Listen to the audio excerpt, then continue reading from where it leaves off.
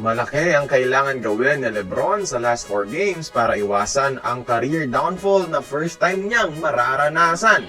First time din na nangyari ito kay SGA dahil sa lakas ng Lakers. Pero bago yan, syempre like mo tong video bilang suporta. Lakers versus OKC mga idol, sementado ng LA na kaya nilang tapatan ang best team in the NBA sa tambak na panalo 99-126 April 7 Philippine time.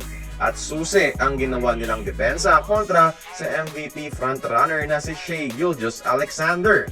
Kilala si SGA mga idol bilang free throw merchant. 8 points sa kanyang 32 points average this season galing sa free throw line. Pero versus Lakers mga idol, first time nangyayari ngayong season, di man lang pinatikim ng Lakers ng isang free throw attempt itong si SGA. First time na walang free throw si SGA sa isang laro mga idol ngayong season dahil sa ganda ng disiplina ng Lakers defense. Although nagtapos siyang may 26 points, na-cancel out ng Lakers ang biggest asset sa laro ni SGA, which is yung kanyang ability to get shooting fouls. Samantala sa Lakers naman, third option ulit si LeBron sa laro, scoring 19 points and 7 assists. Although panalo, may nanganganib na record si LeBron na pwedeng mawala sa kanya pagkatapos ng regular season. Pero bago yan, check nyo muna ang magandang offer ng ating mga kaibigan sa pinned comments para gawing exciting at rewarding ang panonood ng NBA. Malay nyo baka magka-extra kayo dito. All info nasa comments.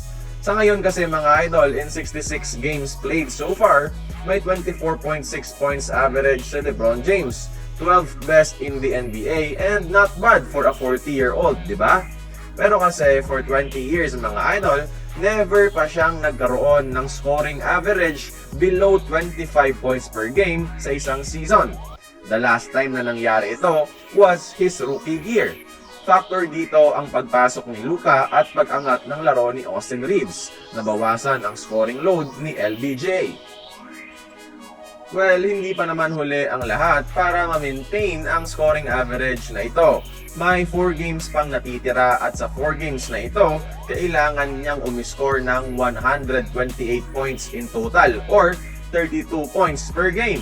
Demanding numbers, di ba? Knowing na dapat pahinga na ito ni LeBron bago mag-playoffs.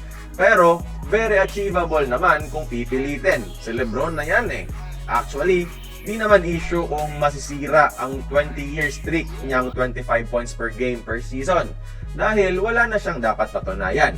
Pero may sasabihin talaga ang mga haters, kesyo nagde-decline at humihina at nagpapabuhat na lang siya. Kaya kayo mga idol, lalo na sa mga LeBron diehard natin dyan, malaking dagok ba sa karera ni LeBron kapag masira ang kanyang 20-year scoring average streak? Join the conversation na mag-komento lamang. Sino ba?